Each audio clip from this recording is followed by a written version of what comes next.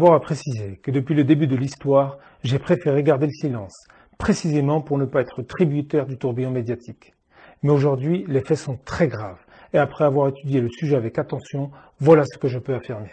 Il y a deux problèmes majeurs à identifier.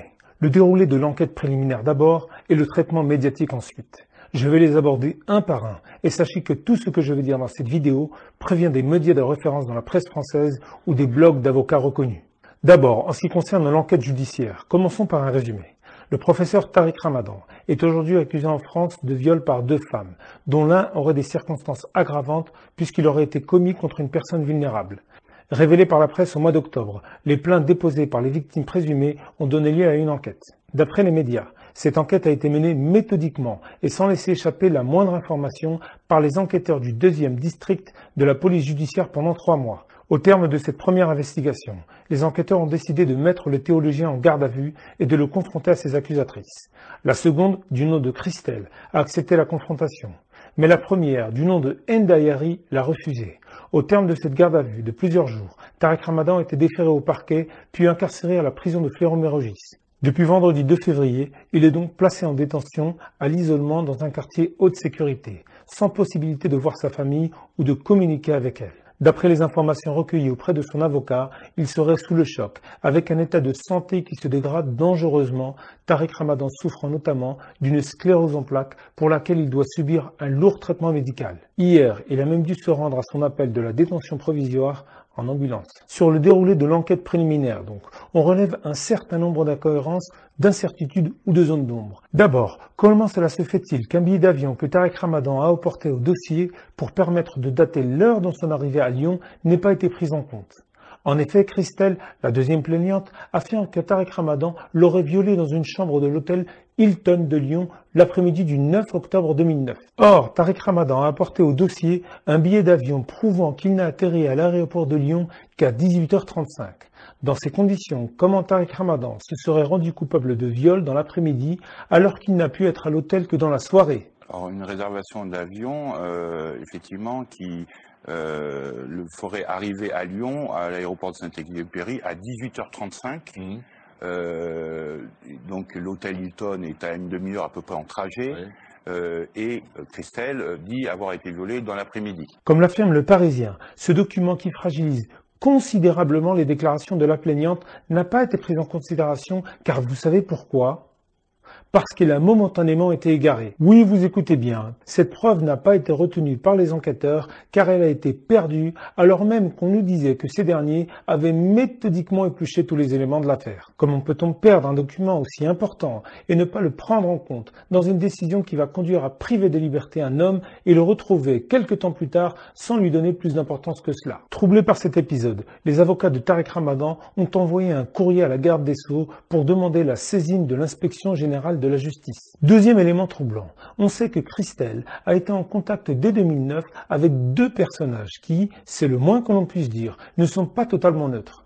Pour le premier, il s'agit de Caroline Fourest, dont tout le monde sait qu'elle est une habituée des procédés manipulatoires. Coutumière du mensonge, rappelons que Caroline Fourest a même déjà été condamnée pour diffamation par la justice de notre pays. Quand on sait la version de Fourest pour Tariq Ramadan, contre lequel elle a écrit un pamphlet truffé d'erreurs, sa connivence avec Christelle ne peut qu'interpeller. En outre, cette même Christelle avait dès 2009 été mise en relation avec un juge via un autre contact du nom d'Antoine Sfer. Or cet homme, Antoine Sfer, issu de l'extrême droite libanaise et ancien propagandiste du régime dictatorial de Ben Ali, est pour le moins, lui aussi, très loin d'être impartial. Depuis des années, il cultive une animosité hargneuse envers Tariq Ramadan. Ces attaques ont tellement été répétées et infondées que des juges ont, au cours d'un procès, reconnu qu'il tenait des propos diffamatoires envers le théologien suisse. Dans ces conditions qui jettent le trouble, sur de potentielles collusions, les avocats de Tariq Ramadan ont porté plainte pour subordination de témoins. Troisième zone d'ombre. L'autre plaignante, Ndayari, dit avoir été victime d'un viol commis par Tariq Ramadan en avril 2012. Or, les avocats de l'islamologue ont apporté la preuve que cette plaignante aurait écrit pas moins de 280 messages à son adresse au cours de l'été 2014. Comment peut-on comprendre qu'une femme qui accuse un homme de l'avoir violée revienne 2 ans plus tard vers lui jusqu'à l'harceler de messages pour rétablir une relation? Harcèlement dont elle semble avoir l'habitude puisqu'on a appris qu'un fonctionnaire assermenté a transmis à la justice fin novembre un document important. Que dit ce document? Que Madame Ayari aurait menacé le fonctionnaire d'une plainte pour viol après qu'il ait refusé les avances explicites de sa part.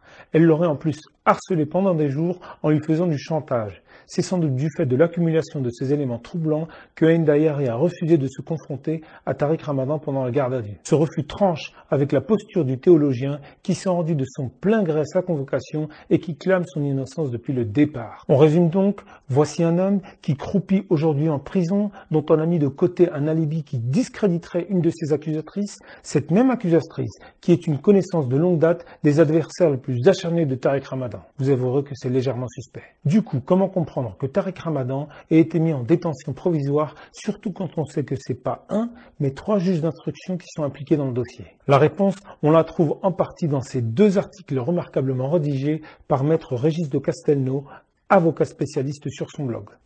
Qu'est-ce qu'il nous apprend? Il nous apprend que l'enquête préliminaire, dont j'évoquais tout à l'heure les éléments douteux, a été, je cite, particulièrement en charge. Car, tenez-vous bien, et c'est un point du droit que je ne connaissais pas, elle n'est pas tenue d'être menée de manière objective et impartiale. De plus, le dossier contient, je cite, des contradictions dans les dépositions des plaignantes. Et le pire, c'est que ces contradictions n'ont pas pu être relevées par les avocats de Tariq Ramadan, car, tenez-vous bien, ils n'avaient pas accès au dossier. Tout ceci fait que, toujours d'après l'auteur de l'article, le dossier est pour l'instant boiteux, ce qui fait beaucoup à la longue.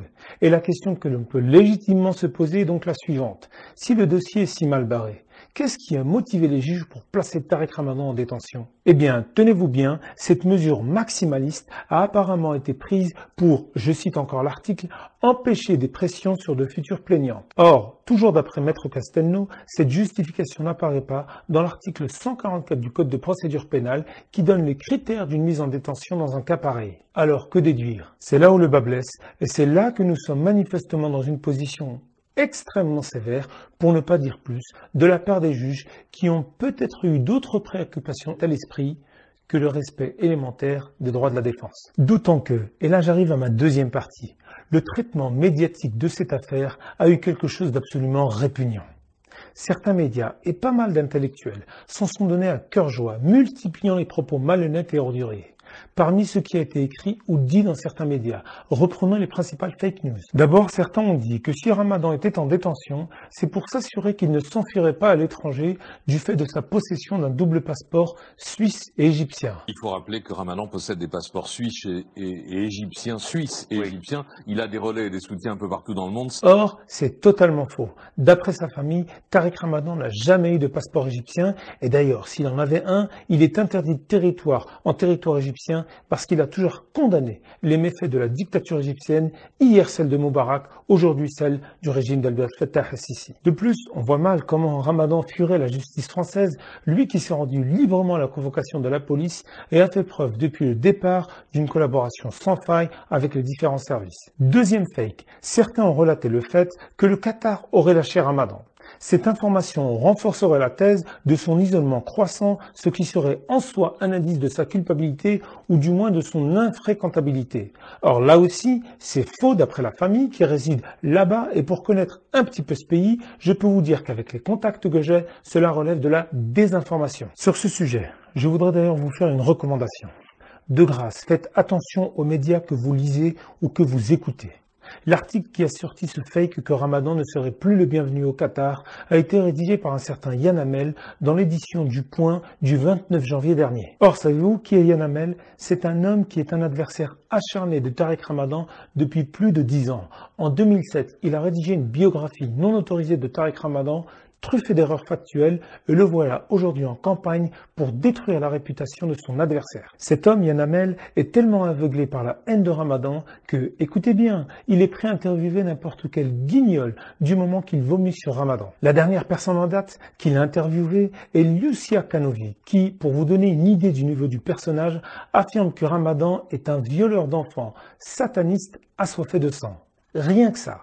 Vous imaginez à quel niveau de bassesse certains sont prêts à descendre pour régler leur compte avec le professeur Ramadan? C'est totalement méprisable et le Point devrait avoir honte d'employer une telle personne qui n'est pas un journaliste mais qui est un militant.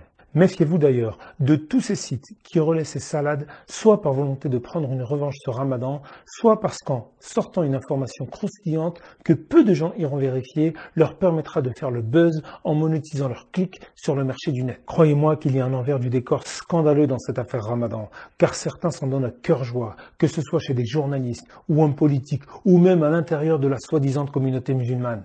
Je crois même que je ferai d'autres vidéos pour vous dévoiler certaines vérités sur certains acteurs qui profitent de la chute de Ramadan pour se faire bien voir des élites, posture aussi minable qu'indigne quand il s'agit de tirer sur son frère pour espérer quelques miettes de reconnaissance. En parlant d'hommes politiques et de médias, j'en arrive à ce traitement médiatique qui est insupportable. Nous sommes d'ailleurs des milliers de personnes, ou plutôt des millions, qui sont plus que choqués de voir cette dualité de traitement entre Tariq Ramadan d'un côté et les autres personnalités accusées des mêmes faits, mais pour qui la présomption d'innocence s'applique. Parmi beaucoup d'autres, je prendrai juste le cas de Gérald Darmanin, l'actuel ministre de l'Action et des Comptes Publics. Le ministre des Comptes Publics, Gérald Darmanin, est accusé de viol. Il reçoit le soutien des membres du gouvernement et de la majorité. Reçoit-il le vôtre ?